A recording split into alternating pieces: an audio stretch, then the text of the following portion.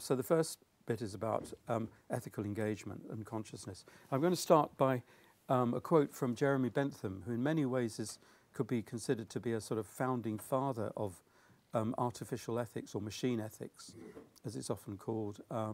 There's a strapline in the machine ethics, machinethics.org website quoted from Bentham.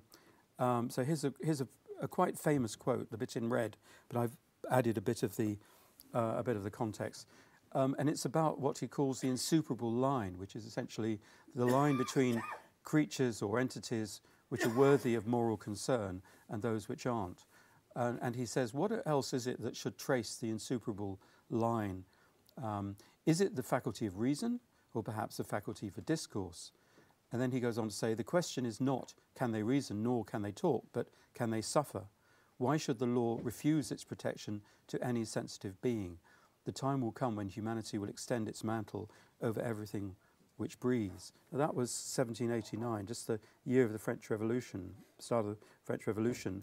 And, well, in the 1970s, Peter Singer wrote a book called Animal Liberation. He might well be thought of as in many ways, the heir of Jeremy Bentham's concern for the moral status of animals. And he coined the term speciesism, which is a kind of racism which he thinks affected people who didn't give animal suffering the same kind of moral consideration, comparing like with like, which obviously is an important issue, as one gives to human suffering, human experience, human consciousness.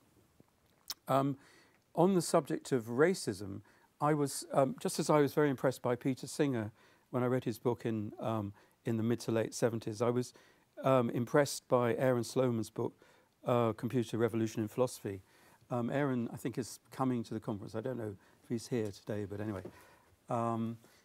This was from the preface to his book, which is available on his website. The book is sort of reproduced if you want to have a look through it. And this is about whether machines, whether robots, intelligent robots, should be considered to be on the ethical side of that insuperable line that Bentham referred to. Most of the discussions on both sides of this issue, those who think they should and they shouldn't, contain more prejudice and rhetoric than analysis or argument. I think this is because in the end there is not much scope for rational discussion on this issue. It's ultimately an ethical question whether you should treat robots like people, or at least like cats, dogs or chimpanzees, not a question of fact. And that ethical question is the real meat behind the question whether artifacts could ever think or feel, at any rate when the question is discussed without any attempt to actually design a thinking or feeling machine. When intelligent robots are made, and he says he's thinking maybe 100 or 1,000 years hence, some people will respond by accepting them as communicants and friends, whereas others will use all the old racialist arguments for depriving them of the status of persons. Did you know that you were a racialist?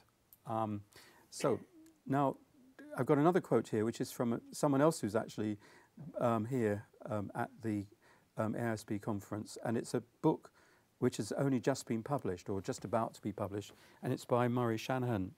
And I met Murray a couple of weeks ago, and also Aaron, actually, at a meeting in London. And Murray drew attention to the fact that in the introduction to his book, he also deals with this link between feeling, consciousness, and ethics. So I thought it'd be fitting to give you his sort of take on this matter. Why does the joy or the suffering of our fellow creatures matter? An animal's life is a succession of conscious experiences, and it's the character of those experiences, good or bad, that matters. The story of a brick makes no mention of such things. Consciousness is central to our humanity. It's what we care about most. The challenge is to explain what it is that allows conscious creatures to stand out in the way they do against the backdrop of the physical universe. And that's in a book which is about artificial consciousness, building neural models of artificial consciousness. So there clearly is a lot of association between consciousness and ethics, but articulating the link is hard. I think they need to be discussed more often within the same forum, both in philosophical discussions and in AI cognitive science fora like this, and particularly to do with questions about artificial agents. So clearly there are important links between these two fields which have grown up in the last, I don't know, 10 years or so, machine consciousness and machine ethics, both of which have their own meetings and their own journals or special issues of journals. Both of them have a strong and a weak form, as in Searle's strong, weak AI.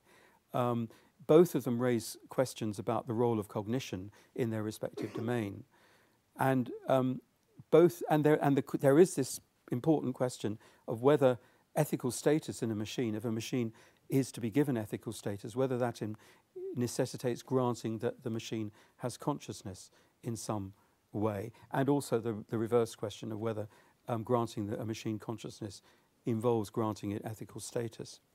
And there is a widespread assumption amongst many people that there's a difficulty about AI in relation to consciousness, at least if one is using present-day methods, because artificial agents can't have qualia. Qualia being that technical term that's used to mean states which have a sort of a sensation quality rather than a cognitive quality. So again, looking at something that Aaron has said, in fact, he mentioned this in his talk at a meeting a couple of weeks ago, which helped to fuel my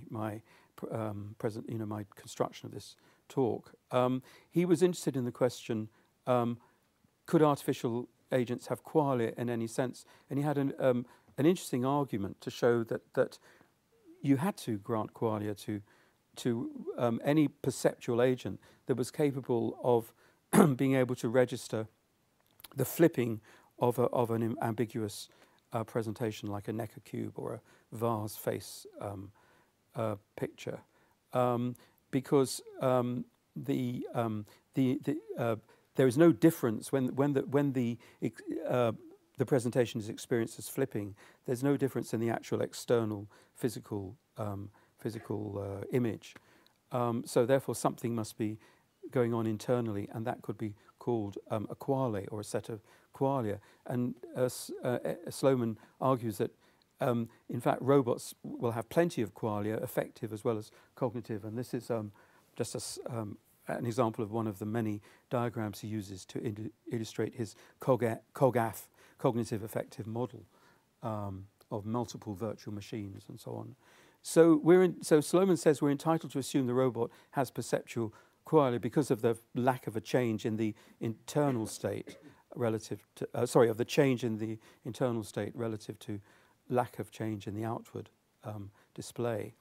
But I think I'm happy to agree with this, that we can talk about qualia in this kind of a case, but there are qualia and qualia.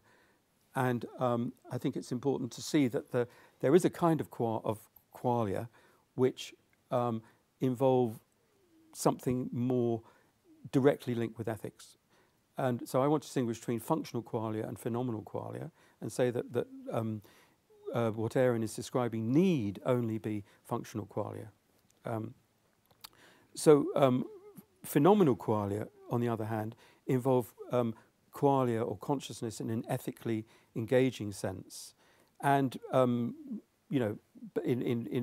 really to talk about a robot as having qualia in virtue of its perceiving the flip in an ambiguous presentation is not to talk about what it's like to be that robot, or to experience it in some rich phenomenal sense that involves an ethical dimension. And it's that ethical dimension which is the critical criterion for Bentham. It puts it on the ethical side of that line. So the question arises whether, if robots are built today using today's techniques, could they have phenomenal qualia, or funks as I call them, as opposed to funks? Clearly some people are worried about this, and here's a quote from Dan Dennett, just over 10 years ago, talking at the Royal Society about the COG programme, where he wrote that more than a few participants in the COG project are already musing, or maybe they're not anymore, about what obligations they might have to COG over and above their obligations to the COG team. And maybe, if they had the distinction between funks and fenks, they might have thought, well, maybe COG could only have funks and not fenks, and therefore maybe ethical issues didn't arise. But that's just my gloss, and people may well disagree, and I'm happy to hear what people say. Now, I'm not saying that there can't be artificial phenomenal qualia or fenks. There could be artificially created beings in the far future that use techniques we have only the faintest glimmer of at the moment, and they could be regarded, and probably will be regarded, as having phenomenal qualia and ethically engaging states without question. Humanoids constructed or grown from artificial genetic material, artificial DNA or something like that, derived from new synthetic chemistries, for example.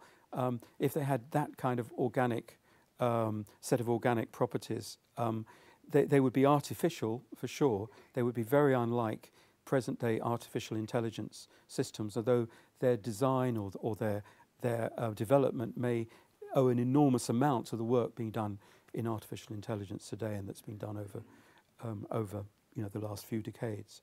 And we would, so it's possible to imagine artificial agents where we would consider it without question that their states are ethically engaging and involve us in kind of obligations towards them on pain of a certain kind of speciesism or racism. The question is, where are we today in relation to them? If we put those creatures sort of at the far wall, as it were, or near the far wall, so they're actually quite close to real humans as we are today.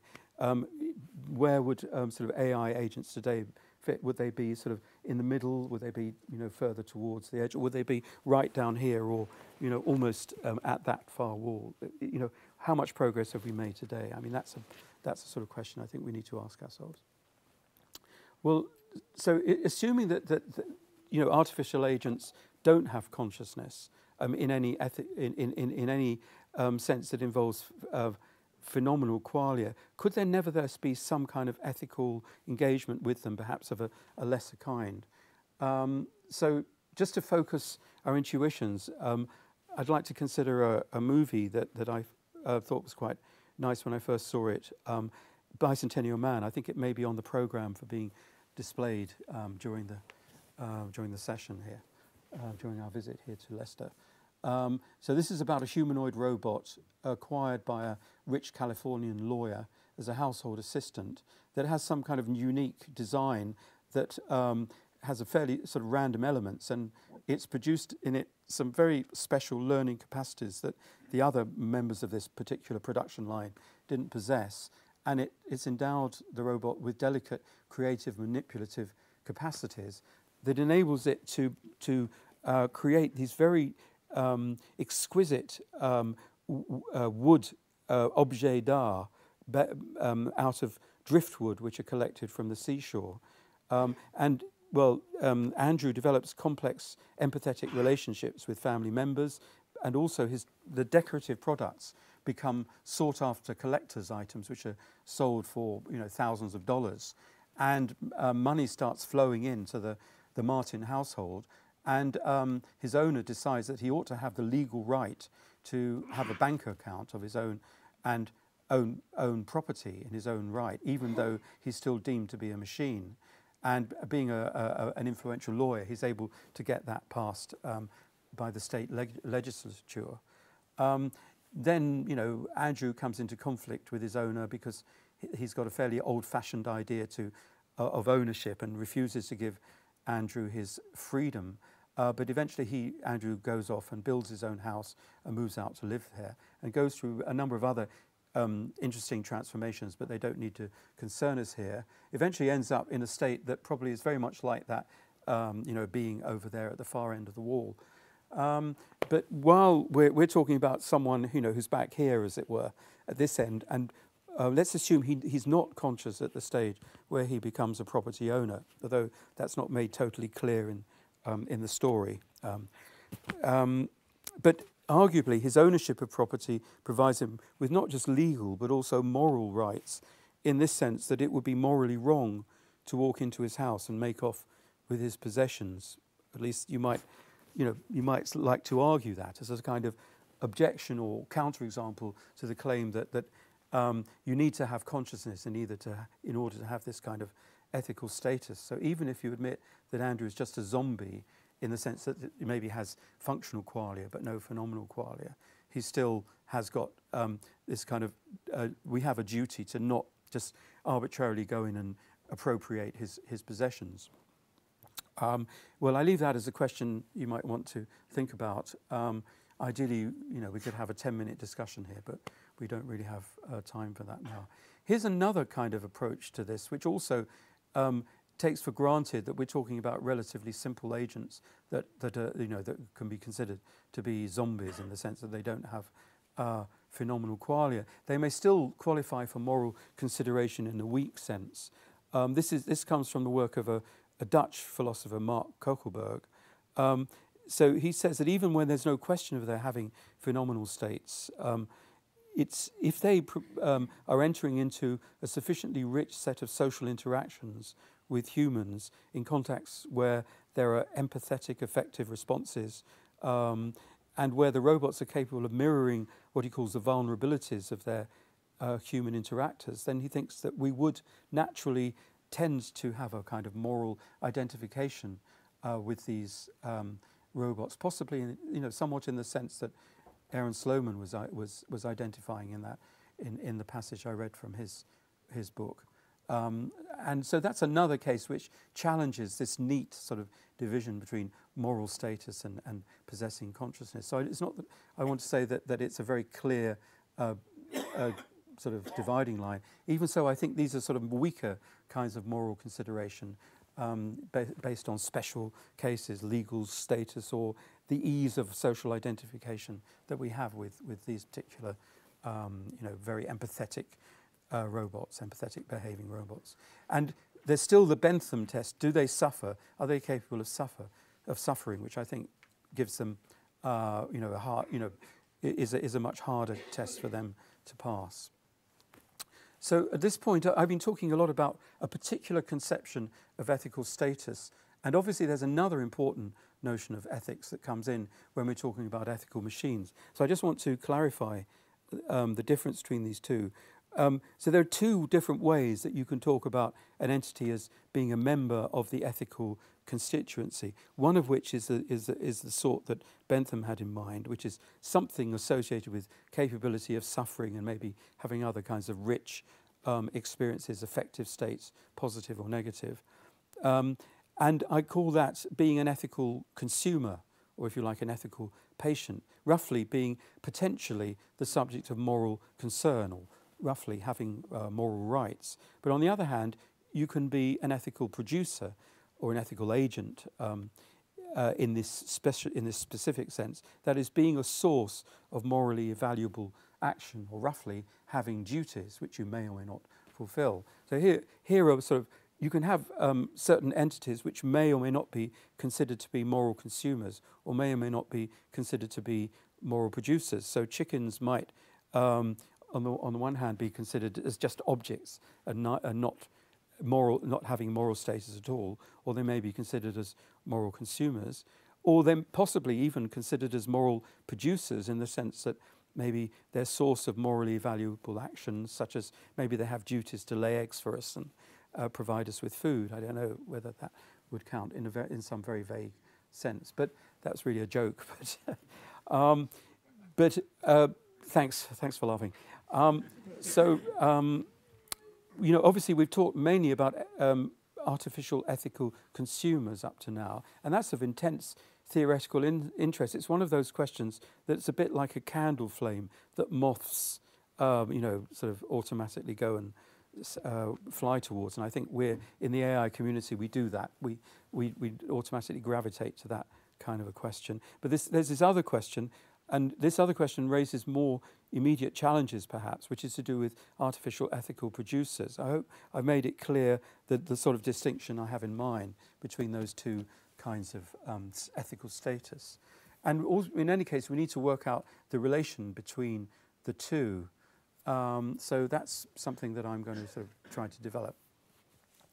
Just a little bit more about, if you like, the philosophical underpinnings of these two kinds of ethical status. You can see them as having a kind of complementary direction of fit.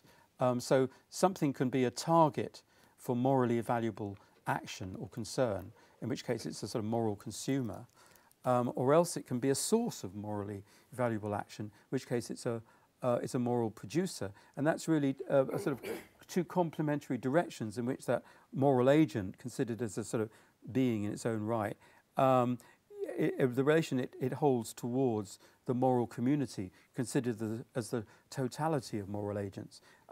In a less misleading way of looking at it is like that, where the moral agent is actually sitting inside the boundary of the moral community, but with the two arrows pointing in the opposite directions. Okay.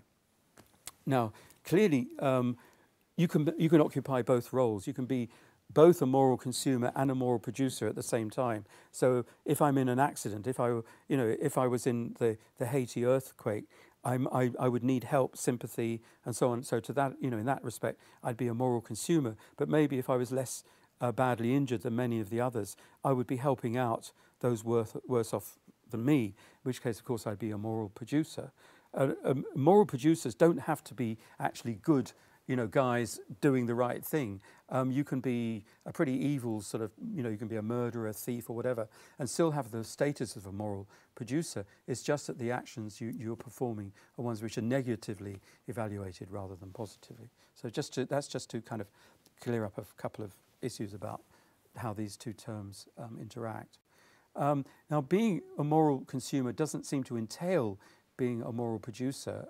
Despite my sort of crack about the chickens, I think most people would say that chickens are much more clearly moral consumers than they are moral producers. And human infants don't seem to have many duties, although maybe they're growing into beings that have duties. And we might want to think of them as moral producers in that secondary sense.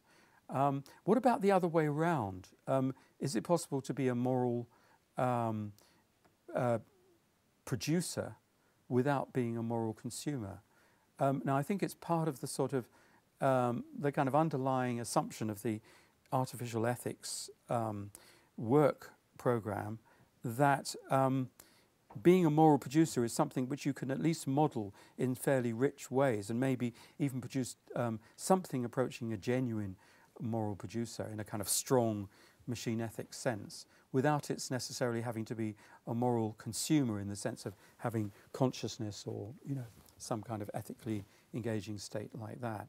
So maybe you could be a funky robot rather than also a funky robot, and at least have something like ethical intelligence without having the kind of feeling that goes with this other sort of moral status. So maybe you can have the capacity for moral production, even if not the capacity for some kind of ethically significant moral consumer state. Well, that's at least, an assumption I want to sort of look at.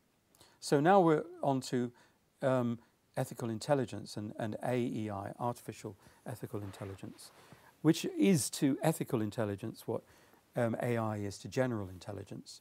And, does the problem of making an artificial moral agent, or in the sense of a producer, equate to the problem of developing an artificial agent with ethical intelligence? Is that all you need? Is our status as a morally productive being, a morally responsible being, equate to having certain kinds of intelligence as opposed to other sorts of properties?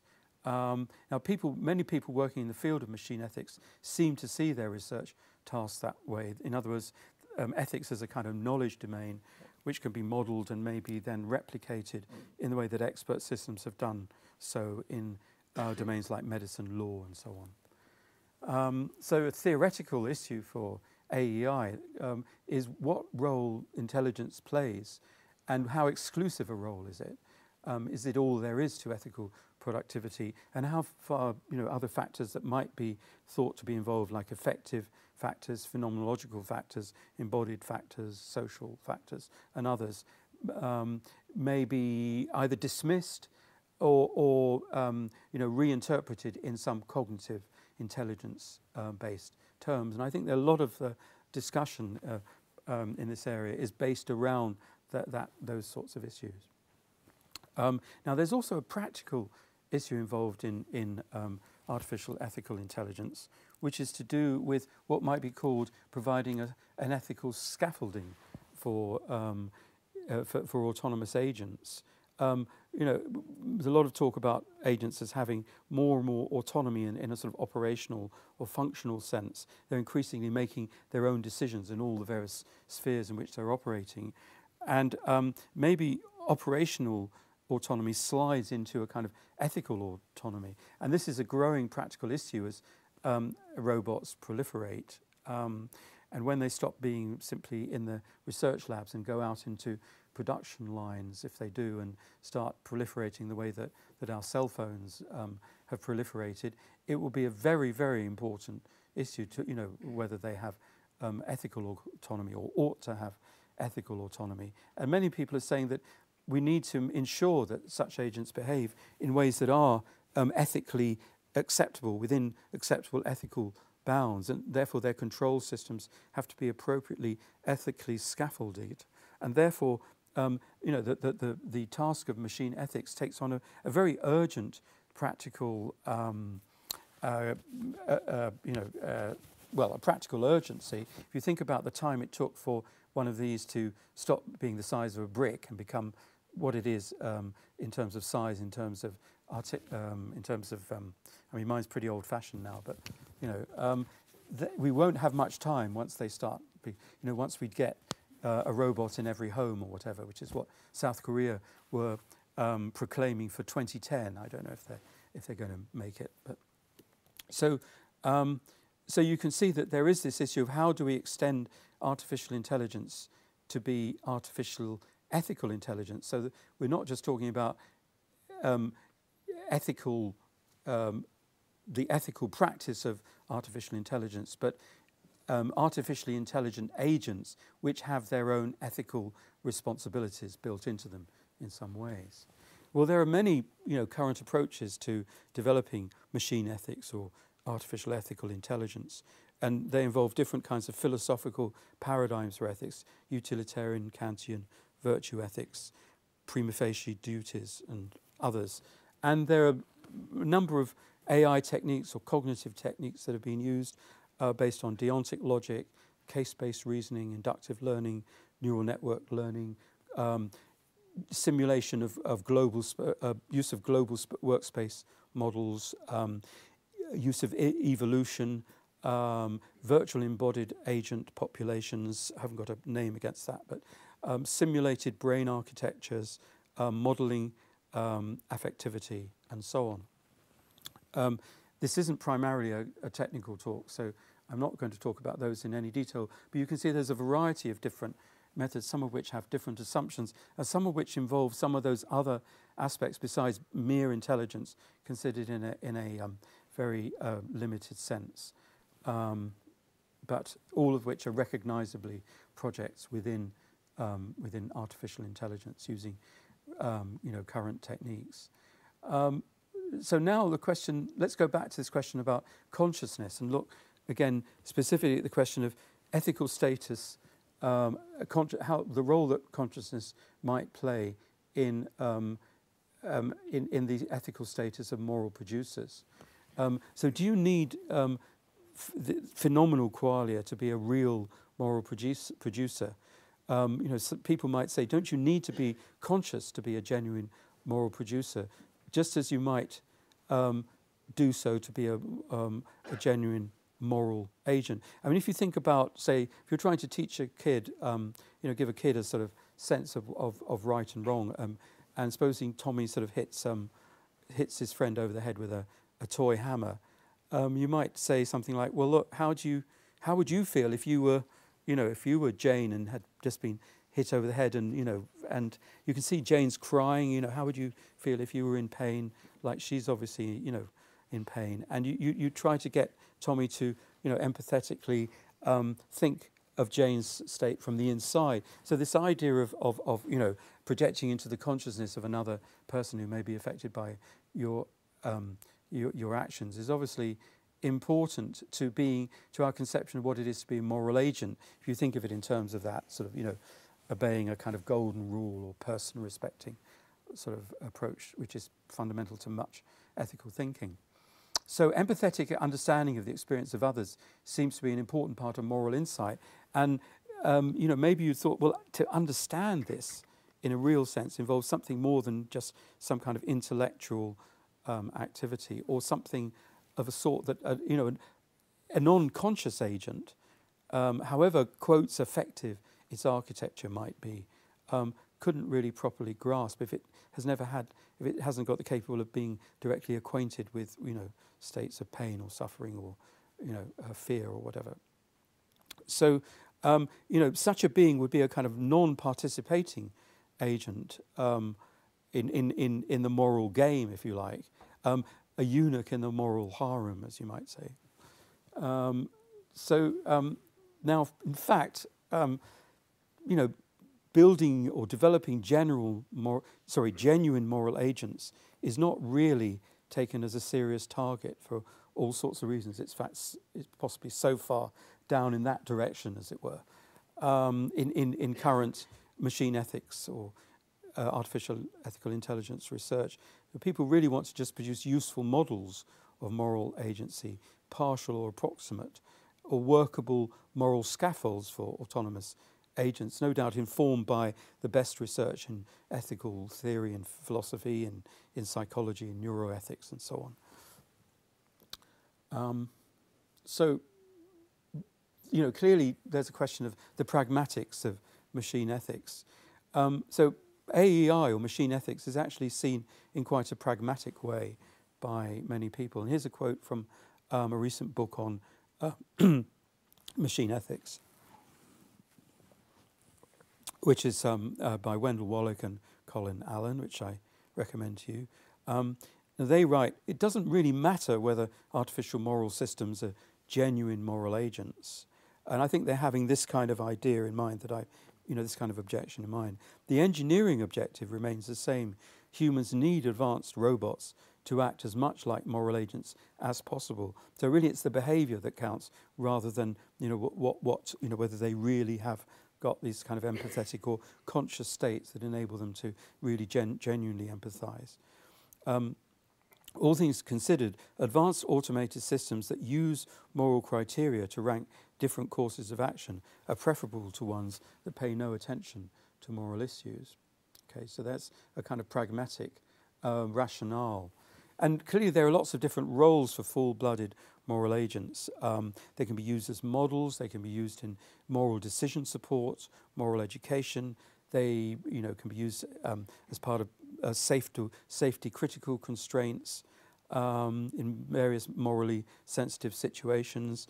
They can be used as, you know, agents of quasi-personal interaction, which I already talked about. Inter-robot moral relations obviously involves modelling ethics. So these are ways in which one can have sort of, you know, moral agents which are models of moral agency without being considered to be full-blooded moral agents in various ways. But the question arises is, if one is only using rather impoverished approximations to full ethical agency, if that's the only kind of thing you can have, at least for a long time, may you know, this kind of building ethics into such systems be worse than useless, at least in some, perhaps many real live situations. A little artificial ethics might be considered to be a dangerous thing.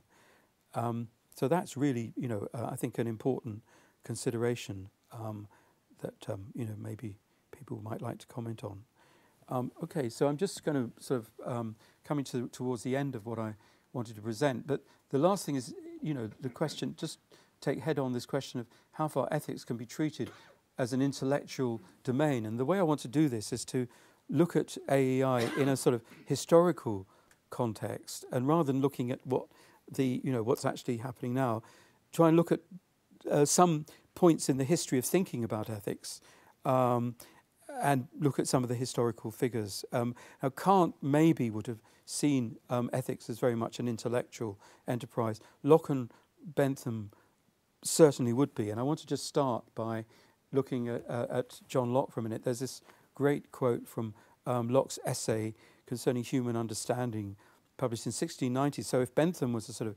ancestor of ethical AI or artificial ethics, I think Locke is an even earlier ancestor.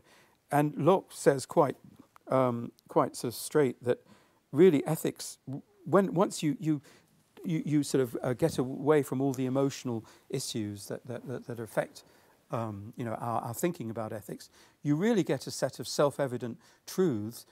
So ethical thinking becomes very much like mathematics. And he says that, I doubt not, but from self-evident propositions by necessary consequences as incontestable as those in mathematics, the measures of right and wrong might be made out to anyone that will apply himself with the same indifferency, which I think means in present-day terms detachment, and attention to the one as he does to the other of these sciences. So for I think Locke would probably be a friend of much work in this area. Now Bentham, going back to Bentham, apart from his role as a sort of friend of the ethics of animals, he developed something which he called the philosophic calculus, and so he might be seen as a role model. In fact, he is seen as a role model by many machine ethicists. The philosophic calculus was designed to compute the value of a given act in terms of its likely generation of felicity and misery, and it was expressed as a kind of algorithm, also as a poem, which I might display at the end.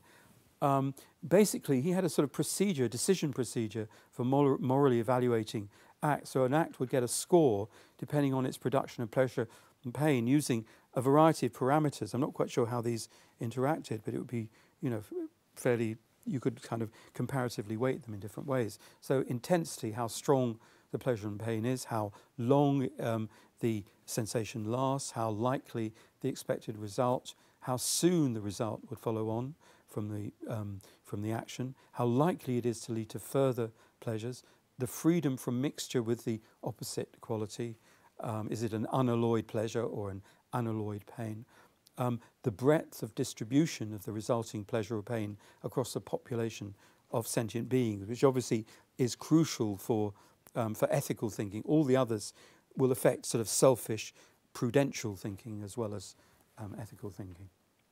Now, I put that up because you can see that, moment's reflection will see that there are many weaknesses to this kind of approach. It does lend itself to some kind of computational form. But, even within his lifetime, Bentham's view was attacked as being crude and brutish, precisely because it did so easily allow itself to be systematized in a kind of algorithmic form. And for many critics, this kind of theory simply rides roughshod over the many subtle, ineffable aspects of moral valuation and appreciation. And if we turn to a much older tradition of thinking about ethics, in Aristotle, for example, we see that there's a completely different approach to what it is to be a moral agent. So if one's a machine ethicist and one is reading Aristotle rather than Locke or Bentham, one would perhaps be one's task of modelling moral agency would be a much more Herculean task. Aristotle talks about phronesis, or practical wisdom, and his picture of a virtuous or a practically wise person, a phronimos, as he calls it, doesn't so readily lend itself to an AI treatment, perhaps. So here are some of the sort of elements of phronesis or arete, moral virtue, as that can be extracted from an Aristotelian account, as many current-day writers have written about this. I mentioned Sean Gallagher in the previous slide. So a phronimos, a practically wise person, would have to be trained by good upbringing, would keep good company, would have practical experience in the concrete real world of good action in real situations, would have well-balanced emotions, habits, character, would have human interaction, rich human interaction with a rich form of self-awareness, which is socially embedded, would have skill at dealing with particular situations rather than applying just a sort of intellectual set of rules. And this process of moral, of practical wisdom would be a lifelong practice, would involve a lifelong pursuit. It wouldn't be something that would be developed in a short time. Now, people, are doing work in machine ethics with a view to this kind of, some of these, bringing some of these qualities in, using a kind of bottom-up, learning-based approach, socially embedded kind of approach. But clearly, these sorts of qualities don't fit into relatively simple AI models. And if this really does provide a much truer picture of what I'm calling moral production or moral agency, then clearly the task of morally scaffolding our artificial agents is going to be a much harder one than might be thought from a very rapid consideration of the issue.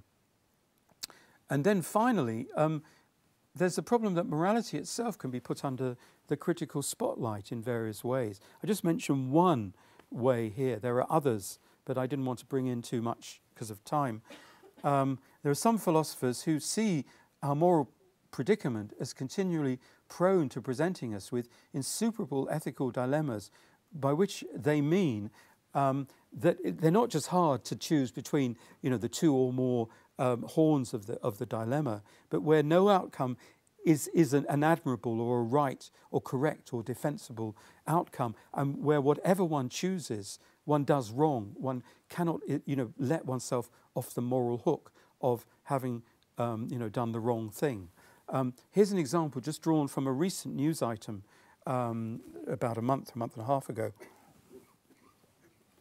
A TV journalist revealed on a local news network, which then I think had national coverage, that some years ago, maybe 10, 20 years ago, he had kept a promise to his gay lover friend who had AIDS, that if it got too unbearable and his friend wanted his life to be ended, that he would do it.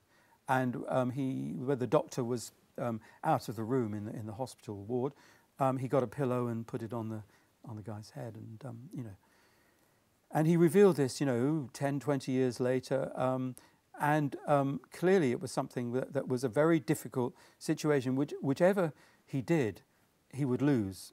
There was, he couldn't just say, well, I chose to do that and I defended and it's the right thing and I have no guilt. He couldn't but feel remorse for it, whichever way he did. And that shows that, in fact, morality isn't necessarily something that even humans, even practically wise people are good at doing, because the world may just deal us lousy cards, and there just may be no admirable way of working with that set of cards.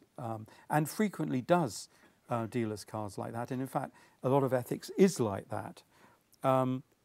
So on this view, we can't even say that morality is something that humans do well at, let alone machines. And maybe in a sense, none of us are experts at ethics. And ethics in that sense is just a bitch, and that makes it even harder to launch a kind of AEI approach of sort of simulating ethics or modelling ethics as something that we're good at and we should try and get machines to be good at. So summing up, here are some of the things I've sort of touched on. The idea of extending the moral community or constituency. I've talked about the way that can be done to machines, but also in relation to how people have thought about doing that to animals. How that is based on consciousness and the possible entanglement between ethics and consciousness, and trying to look at some of the strands in that entangled relation. And I distinguish between qualia of one sort and qualia of another, functional qualia and phenomenal qualia. I then distinguish between these two different kinds of moral status, which have to be separated out, but then related carefully to one another. Moral consumption versus moral production. And then I concentrated on moral production or ethical agency, and asked how far is ethical agency open to a sort of effective AI model.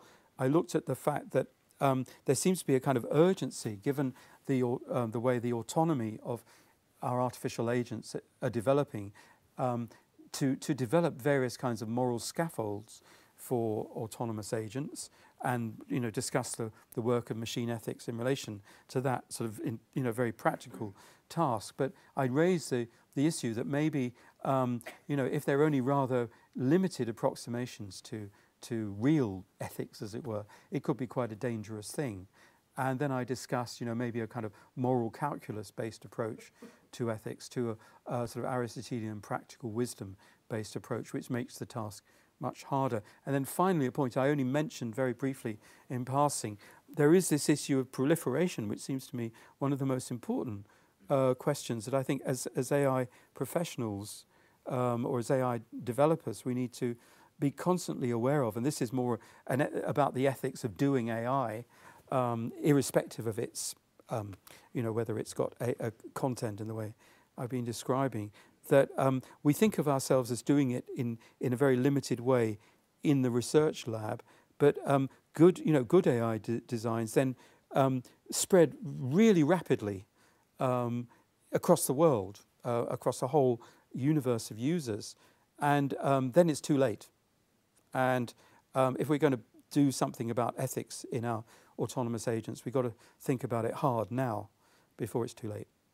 Okay, thank you very much.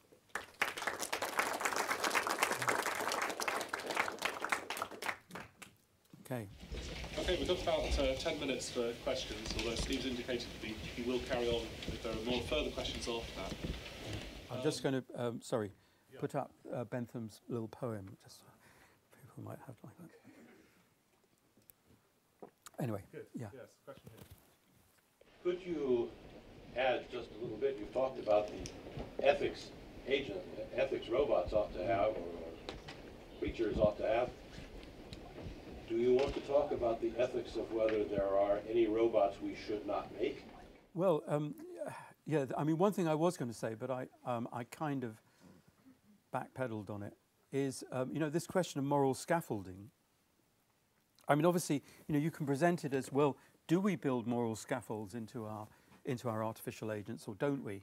Or do we just carry on, regardless, And obviously there is a third possibility that and this is where the issue of proliferation comes in, maybe we should be, taking a much harder, a more critical look at the whole activity of cognitive technology.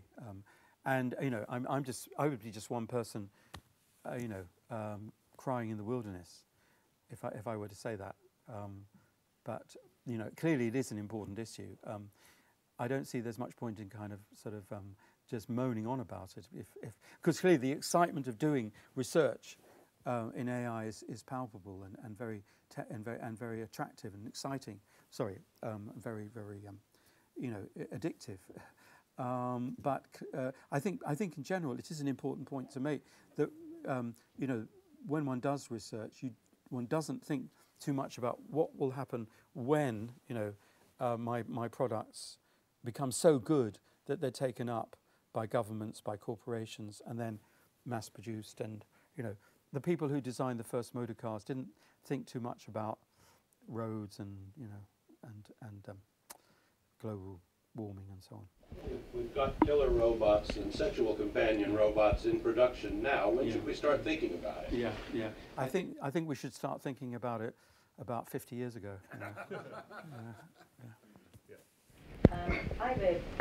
So you spoke about moral producer and moral consumer. Yeah. Now, my question is, how can you be only a moral producer, in the sense that if you don't inspire empathy, you will not get the respect? So there is a lot now about abuse of computers or robots or whatever. Yeah. And so the only way you can actually get some kind of respect in the sense of not being abused is that the people somehow has empathy towards you, so understand, or maybe if I do this, the machine could break, or something like that. Now, if you're not a consumer at all, perhaps you can explicate your function as producer. So you need a minimal respect, which comes from consumer. Yes.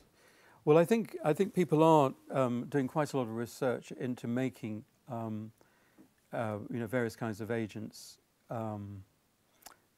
attractive and empathetic seeming in their behaviour, and obviously it is important because if one wants people to use them, you've got to make them, so that people want to be around them. For social interaction. Yes, so yes. More acceptability. So yes. But that's not really, making them so that they actually are moral consumers. And as I said, Mark Koeckelberg, whose work I mentioned, says that in one sense, we might want to consider them as a kind of, as having ethical demands on us, or at least as having been sort of subjects of some kind of ethical consideration, to the extent to which we naturally do empathise towards them, and I think there is a lot of evidence that people do tend to to warm towards robots in all sorts of ways, particularly children, and there's been work with furry robots for old people and so on. So in a sense, the problem of making them seem to be amiable and empathetic is probably already well looked at. The question of whether they can actually be real moral consumers, which in my sense means that they would have these ethically engaging states of phenomenal consciousness, I think is a much longer term question. And I think for now, people are trying to fudge that question and say, well, maybe, who knows really what artificial consciousness is, and, as Turing put it, how do we even know that, someone else is conscious, which I think is a complete, as a really poor response to that issue, because we do know, we know, and that's what ethics is based on. So he was just wrong about that. That's my contribution to the Turing debate, by the way. Yeah. Okay. Okay. So I think probably most of us would agree that it would be wrong to destroy a beautiful painting, like say the Mona Lisa. So does that make the Mona Lisa a moral consumer? No, it doesn't. But it shows that that there are one can have one can have a kind of respect for something without admitting that it has consciousness. And indeed, one can. There are moral questions, or at least we have moral concerns about what to do, for example, with the bodies of recently, or the effects of recently deceased people, where clearly they're not conscious, and it's not clear what that is based on, to what extent it's rational, to what extent it's understandable, irrational, or what. But clearly it's not based upon their consciousness here and now, though many people dramatise it in that way. Maybe they're looking down on us and so on, and have that kind of a view. But clearly it can survive, adopting, rejecting that supernaturalistic kind of approach. So that there are all sorts of contexts where we do have, concerns about beings which aren't conscious. And paintings, of course, is another one, and so would robots be. And I think that's all, helps to support Mark Koeckelberg's position, that there is this sort of midway area, as it were.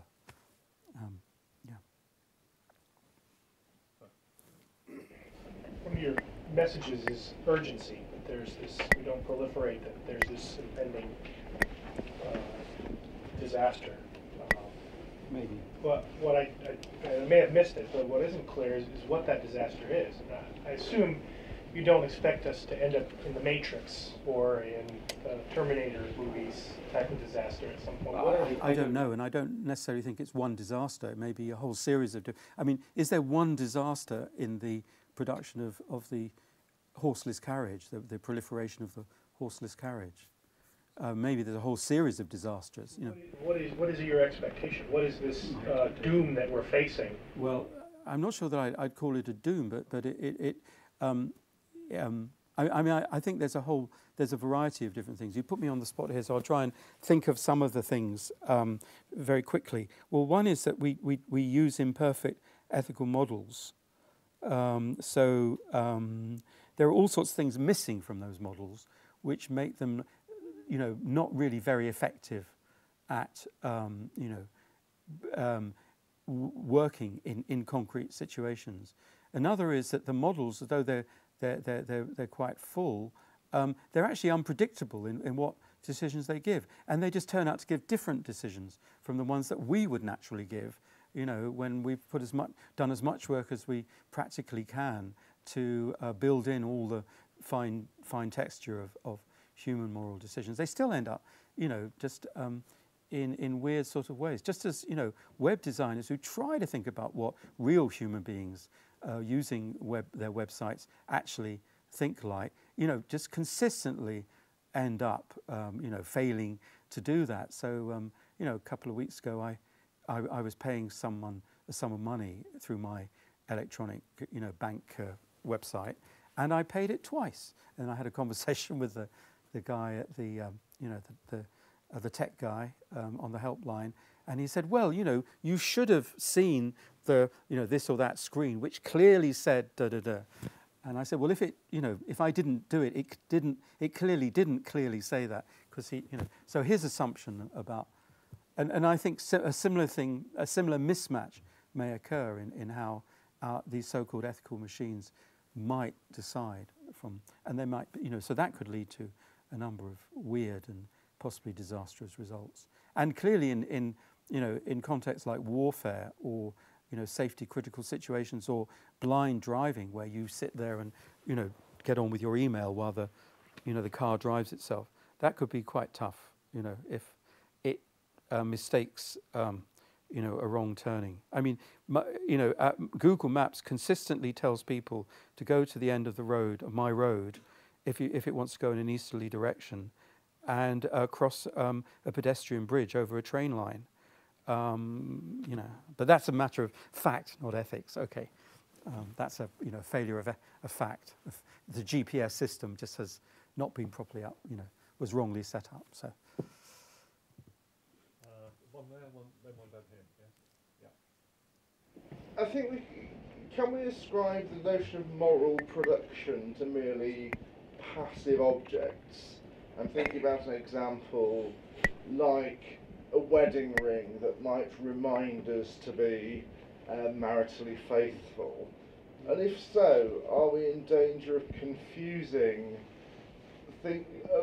over-ascribing ethical obligations to things merely on behalf of them being active rather than passive? Well, that's a very interesting question. So that was my way of saying, let me think about it for a minute or two. So a wedding ring, as you've described it, isn't really a moral producer because it doesn't have a responsibility. And you can't really ethically evaluate its role in the sense that it oughtn't to be doing what it's doing. I mean, maybe I might say to it, damn you, here I am trying to be unfaithful to my wife and have an affair, and you're sitting there making me feel guilty, and throw it into the drawer or something. But I'm not, that's anthropomorphizing. So I think I'm not really tempted to go down your route. But, try me again sometime with a different example. I've probably got time, well, we'll get into, so one here first. Yeah. Assuming you succeed, or the people doing this kind of research succeed beyond their wildest dreams and come up with an ethical system that makes excellent judgments all the time, and they sell it to the Air Force. Wouldn't the Air Force just tweak it a little bit to do what they really wanted it to do? How can you make sure that it stays ethical? Yeah, that's a good point. Yeah. And that's another answer to your question. Yeah. But I'm just wondering, maybe in the future, maybe in the next 50 years, we have the opportunity to leave some intelligent companions, which may just probably living at your home, giving suggestions about dinner choices, or maybe any other house suggestions, or maybe any other storytelling situation for the young children, or maybe help older people about something in the house. or maybe help them about any kind of healthy living style suggestion, or probably help them to send emails, etc., or send any other urgency messages to the family member. I think they might be treated as like our pets, like one of the family member. So I don't know, because they've been treated as a family member, and we probably have a lot of privacy or those kind of confidential information, or maybe preferences. Yes. And the robot might understand them quite well. Yes. I don't know, maybe we have a visitor from the neighbor or any friend coming in, and the agent will tell everything out or not.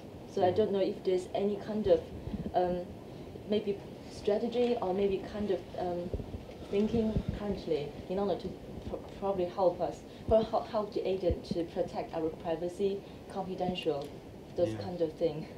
Yeah, I think that's a really, I mean, I have to say I didn't hear some of what you said because the acoustics aren't that good, but I think I got the general idea. I mean, you're thinking about a household agent which, enters quite intimately and in all sorts of ways into sort of various private, familial relationships, and is party to various sorts of confidential information and so on, and maybe it can be quite sensitively tuned to the dynamics of the household, and I'm sure that sort of thing will. I mean, that seems to be a very plausible sort of route, and probably, and in that case, it could be a quite benign route. You can imagine these things developing in a fairly limited way, and then gradually getting perfected in fairly safe increments.